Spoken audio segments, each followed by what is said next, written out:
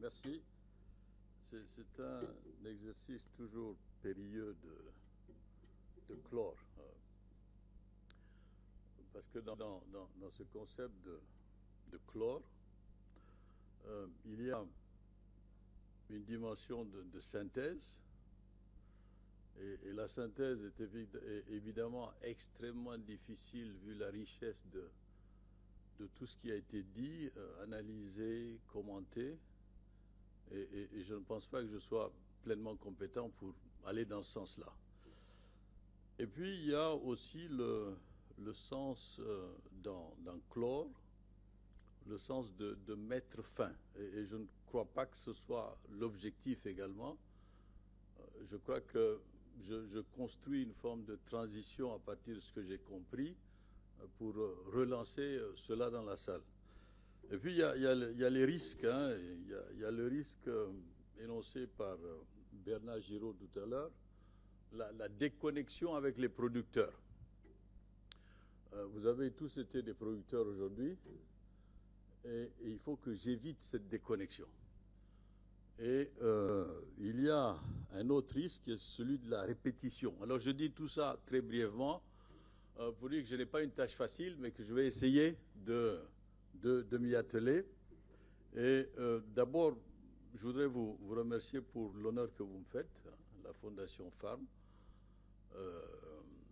avec son président, avec tout son exécutif. Je suis très honoré d'être là. Vous savez que le NEPAD est l'agence de développement de l'Union africaine. Elle a été intégrée à l'Union africaine il y a de cela 5 ans maintenant. Donc nous sommes très axés sur la mise en œuvre de projets dans les domaines de l'agriculture, des infrastructures au niveau continental. Alors je commencerai par dire que la trame que j'ai sentie tout au long de ces interventions a trait au concept de responsabilité. Et il est intéressant de remarquer que ce concept de responsabilité a également été au cœur de la COP21 qui vient de se terminer. Nous n'avons pas pu, lorsque nous négocions au niveau de l'Union africaine pour les objectifs de développement durable, réussir à gérer ce même défi d'intégrer le concept de responsabilité commune mais différenciée dans le cadre des négociations. Mais il est heureux de voir que la COP, depuis un certain temps, et cette fois à Paris, a fortement martelé cet aspect. Mais la responsabilité va être le cœur, le fil rouge de mon intervention. Alors je vais structurer ma présentation en 3 parties. La première, ce sera qu'est-ce qu'on met dans le concept durabilité. La deuxième, ce sera est-ce que investissement privé et développement durable sont conciliables. Et puis la troisième, ce sera penser le local, mais en même temps que le global. Alors sur le premier point, je voudrais dire que la durabilité va au-delà de la gestion des ressources naturelles. Juste une petite contextualisation. Lorsque nous sommes allés à New York dans le processus de négociation qui a pris du temps concernant les objectifs de développement durable, l'Afrique a défini ce qu'elle a appelé une position commune africaine. Et cette position commune africaine était fondée sur un concept, l'industrialisation. Pourquoi l'industrialisation? Parce que le défi majeur de tous les hommes politiques africains durant les 10 années à venir, 20 années à venir, ça va être la création d'emplois pour ce nombre considérable de jeunes qui viennent sur le marché du travail. Vous connaissez l'exemple qui est pris très souvent, un pays africain moyen de 20 millions d'habitants avec une croissance démographique entre 2,8 et 3,2, avec 70% de sa population en milieu rural, voit émerger sur le marché du travail tous les ans des cohortes de jeunes de l'ordre de 250 000 à 300 000. Ces jeunes ne peuvent pas être employés, évidemment, par l'État, compte tenu des contraintes budgétaires qui existent. Ils ne peuvent pas être employés dans une industrie qui est naissante. Il faut absolument transformer l'agriculture et transformer le monde rural pour pouvoir créer ces emplois. Sinon, on a une instabilité à la clé. Et cette instabilité qui est liée à ce déficit de création d'emplois est une des causes principales de ce qu'on a appelé les printemps arabes, même si je n'aime pas tellement ce terme-là. Mais ce type de printemps va se répéter. Et je crois qu'il est important de s'en rendre compte. Et les premiers qui s'en rendent compte, ce sont bien évidemment les leaders politiques africains, étant entendu que si vous réfléchissez mathématiquement, vous verrez que dans une dizaine d'années, 90% des chefs d'État actuellement présidents ne le seront plus. Donc nous entrons dans les 10 années à venir dans une période non seulement d'incertitude par rapport au leadership, dans une période d'incertitude par rapport aux stratégies de développement et de ce que nous mettons dans le concept de développement, et nous entrons dans une période d'incertitude par rapport au rôle de l'État, parce que l'État est pris de vitesse par une société qui va plus vite que lui. Et il se situe en position de réaction défensive plutôt que proactive. Et un des rôles de l'Union africaine, c'est de justement jouer sur la proactivité, parce que ce niveau continental et ces niveaux régionaux permettent d'ouvrir un espace de définition de politique où les enjeux dépassent la dynamique nationale et donc permettent une innovation et en termes de stratégie et en termes institutionnels un peu plus grande. Alors, il y a un point, évidemment, qui constituera un aspect essentiel de la durabilité, c'est celui de la construction du capital humain. Et beaucoup a été dit sur l'impact et les conséquences des politiques d'ajustement structurel. N'oublions pas que c'est grâce aux politiques d'ajustement structurel que nous avons pu mettre de l'ordre dans nos finances publiques et ne pas multiplier des graisses en Afrique. Mais ces politiques d'ajustement structurel ont également eu comme impact l'érosion totale de la capacité à réfléchir stratégiquement sur le moyen et le long terme. Et c'est la reconstruction de cette capacité à réfléchir stratégiquement qui doit maintenant se faire, et elle ne se fera pas, et ça c'est le grand enseignement que l'on doit tirer des échecs d'un certain nombre de politiques publiques, elle ne se fera pas, en utilisant cet anglicisme, elle ne se fera pas top-down. L'État central comme mécanisme unique de définition des politiques publiques, c'est terminé. Elle se fera par combinaison d'un top-down et d'un bottom-up. Plus vite les États le comprendront, mieux ils pourront avoir des résultats, plus ils pourront avoir des résultats dans la mise en œuvre de leur politique. Et ça veut dire quoi? Ça veut dire la redécouverte du niveau local. Le renforcement du niveau local sera une condition essentielle de la durabilité, et c'est une question de gouvernance.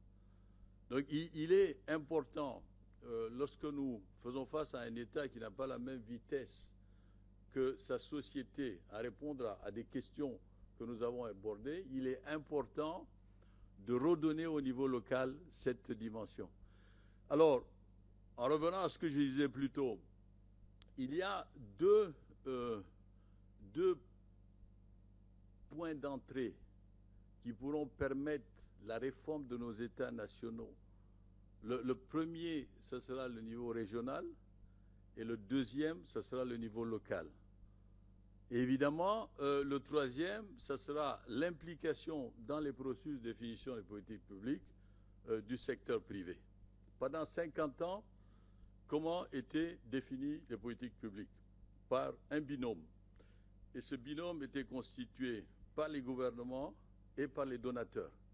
Ce binôme a éclaté après les processus d'ajustement structurel et il a éclaté compte tenu de l'ampleur des défis de développement d'une part et deuxièmement compte tenu de la réduction de l'aide publique au développement. Et à partir de ce moment, viennent sur le plateau de la définition des politiques publiques des acteurs avec lesquels l'État n'avait pas l'habitude de dialoguer. Et un de ces acteurs fondamentaux, c'est le secteur privé. Et compte tenu des déficits, des gaps de financement considérables auxquels l'Afrique fait face, non seulement dans le domaine de l'agriculture, mais dans le domaine des infrastructures, il est absolument essentiel de créer ce partenariat entre le public et le privé, qui se sont ignorés pendant longtemps, qui se sont ignorés culturellement et qui se sont ignorés politiquement. La grande majorité des hommes publics, et j'en fais partie, africains, ont très peu de connaissances ou de culture privée. Et il en va de même du côté des hommes du secteur privé africain. Donc cette reconnexion, non, parce que la connexion n'a pas existé. Cette connexion entre secteur public et secteur privé doit être organisée et l'agriculture est un champ idoine pour que cette connexion se fasse. Évidemment, cette connexion ne peut pas se faire dans un contexte chaotique ou désordonné. Elle doit se faire dans un contexte relativement ordonné. Je dis relativement exprès.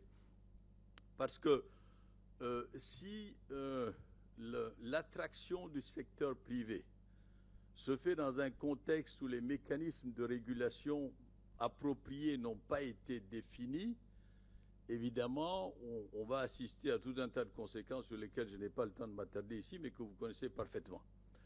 Donc, il est important, un, de créer ce partenariat, deux, de le réguler. Et évidemment, dans une perspective d'efficience économique. L'autre point qui me semble fondamental, c'est que nous, du côté africain, nous avons beaucoup réfléchi à l'agriculture de manière monosectorielle. L'agriculture n'est plus un monosecteur. L'agriculture a une dimension multisectorielle, où l'énergie joue un rôle important, où les infrastructures rurales jouent un rôle important, où la formation des paysans et des agriculteurs joue un rôle important. Et le fait de nous être laissés, et c'est une autocritique que je fais à ma propre institution, à l'Union africaine, le fait de nous être insérés dans des stratégies monosectorielles nous a empêchés de développer une capacité de gestion d'un défi qui était multisectoriel.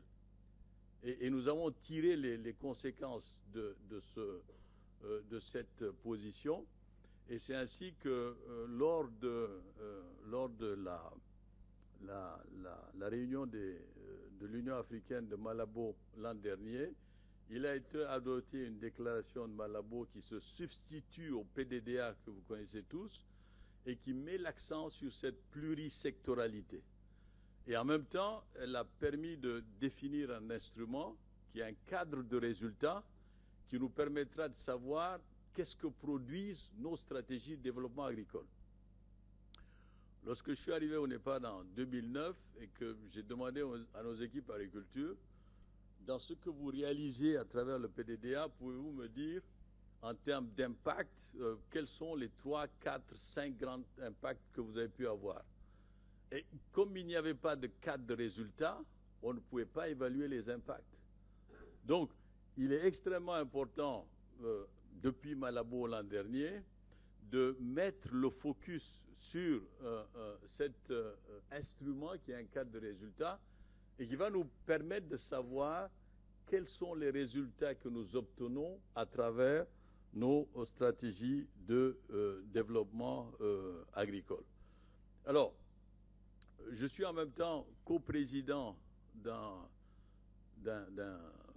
appelons ça une unité, un groupe, une division du Forum économique mondial qui s'appelle Grow Africa. Le Forum économique mondial a mis en place un espace de dialogue entre autorités publiques et secteur privé sur la base d'un alignement au processus de développement que nous avions mis en place dans le cadre du PDDA. Et cela permet deux choses. La première, c'est de faire comprendre au secteur privé ce que signifie un PNIA, un plan national d'investissement agricole. Et puis la deuxième chose, ça permet de faire comprendre aux autorités publiques ce que signifie un projet bancable en agriculture, ce qu'ils ne savaient pas. Alors cette connexion entre autorités publiques et secteur privé permet de résorber ce type de défis culturels. Et puis, petit à petit, parce que c'est une question bien évidemment de temps, cela permet de créer des instruments communs et non pas des instruments qui soient purement secteur privé et purement secteur public. Alors, ce que nous avons fait avec Grow Africa, c'est dans une douzaine de pays, travailler sur des accords de coopération dans le cadre du guide des investissements responsables de la FAO pour que du secteur privé s'engagent sur des projets, des plans nationaux d'investissement agricole en prenant en compte évidemment toutes les questions nécessaires, dont le foncier, parce que le foncier est une des questions qui est une des plus ardues à tacler, tout dépendant des régions, mais très fortement, disons, en Afrique australe. Alors, mon deuxième point, je vais rajouter un point sur ce premier segment de ma présentation. On a beaucoup parlé du rôle de l'État en termes de pilotage. Ce rôle de l'État en termes de pilotage, à mon avis, ne sera pas résolu tant qu'on restera dans une perspective monosectorielle. Il faudra absolument passer à une perspective plurisectorielle. Et la perspective plurisectorielle ne veut pas dire créer des commissions interministérielles entre le ministère de l'Agriculture, le ministère de l'Hydraulique, le ministère des Infrastructures, de l'Énergie. Les commissions ministérielles ne font que répéter des positions monosectorielles qui, en s'additionnant, ne provoquent pas de transformation. Donc, il faut absolument que les stratégies qui soient définies dépassent ces clivages institutionnels et fassent l'objet d'une autre forme de mise en œuvre. Alors, mon deuxième segment, c'est investissement privé et développement durable. Sont-ils conciliables? L'agriculture africaine ne se transformera pas sans le secteur privé. Ce secteur privé est d'abord composé de la grande majorité des petits agriculteurs, même si j'ai entendu tout à l'heure que ce concept petits agriculteurs, mais prenons ce concept petits agriculteurs. Que nous dit la FAO? Ces agriculteurs africains investissent 100 milliards de dollars par an dans l'agriculture africaine. Alors, vous allez me dire, oui, mais quelle est leur méthodologie de calcul? Supposons que ce ne soit pas 100 milliards de dollars, mais les premiers investisseurs dans l'agriculture africaine, ce sont ces agriculteurs. Voilà. La question, c'est comment peut-on les amener à se moderniser pour qu'ils constituent un vecteur de transformation réelle. Et là, bon, on sait tous que évidemment, cette modernisation viendra d'une intensification durable, c'est vrai, mais elle viendra aussi d'une autre vision du commerce alimentaire. Et il sera absolument essentiel que l'on donne une préférence au commerce alimentaire régional. C'est à l'intérieur de ces espaces régionaux que l'Afrique pourra entrer dans une courbe d'apprentissage afin d'être compétitive. Et si cet aspect n'est pas véritablement pris en compte, la transformation que nous espérons de notre agriculture n'aura pas lieu. Alors, l'investissement privé est essentiel à l'intérieur, évidemment, de mécanismes de régulation appropriés. Et il est essentiel aussi pour apporter non seulement les innovations institutionnelles nécessaires, mais également les innovations technologiques nécessaires. Parce que n'oublions pas que nous avons des centres de recherche, je parle Afrique, du côté africain. Nous avons des centres de recherche publics qui ont fait énormément d'efforts avec très peu de moyens, mais nous avons des firmes privées qui font également de la recherche avec beaucoup de moyens. Et le lien entre ces espaces de recherche peut absolument nous permettre de faire du leapfrogging, hein, mon immersion en Afrique du Sud a un peu érodé mes capacités francophones, mais vous savez tous ce qu'est le leapfrogging. Mon troisième segment aura trait au fait de penser local, mais en même temps global.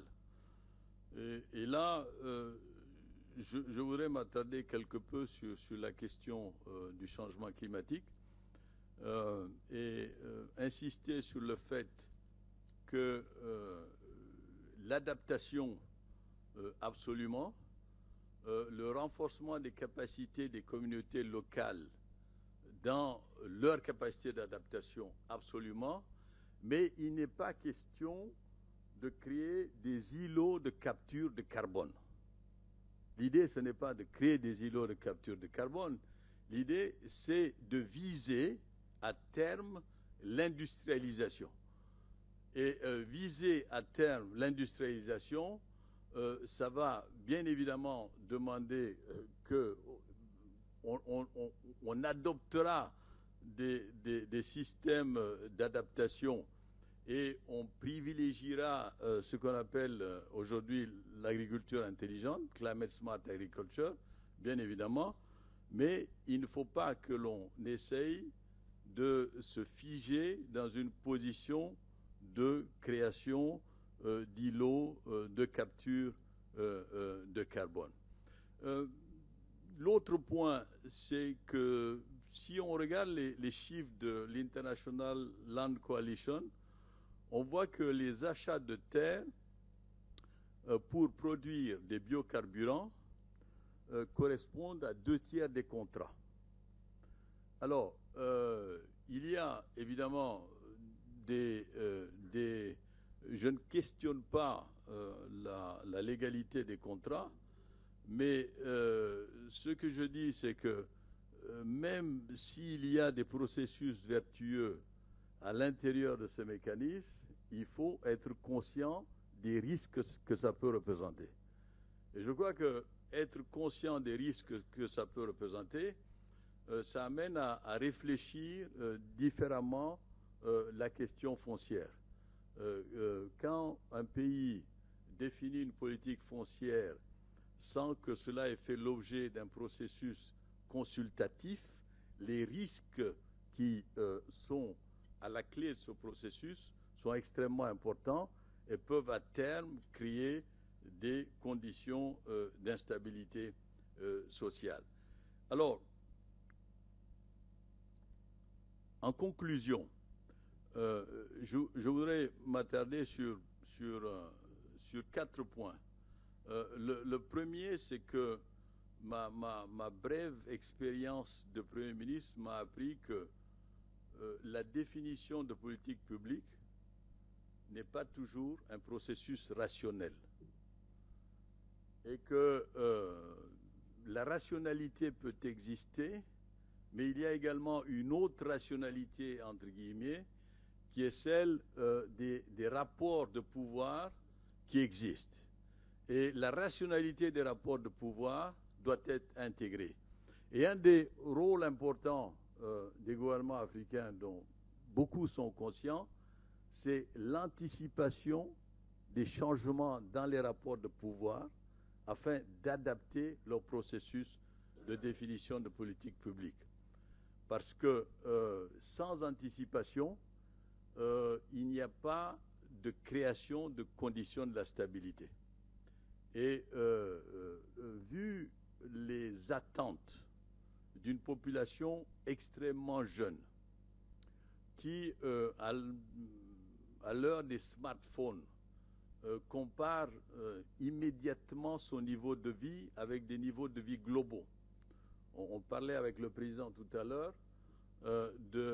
du fait que la quantité de smartphones et de cell phones permet d'avoir un contact immédiat avec une réalité qui, pour la plupart de ces jeunes, n'est plus virtuelle parce qu'elle est accessible.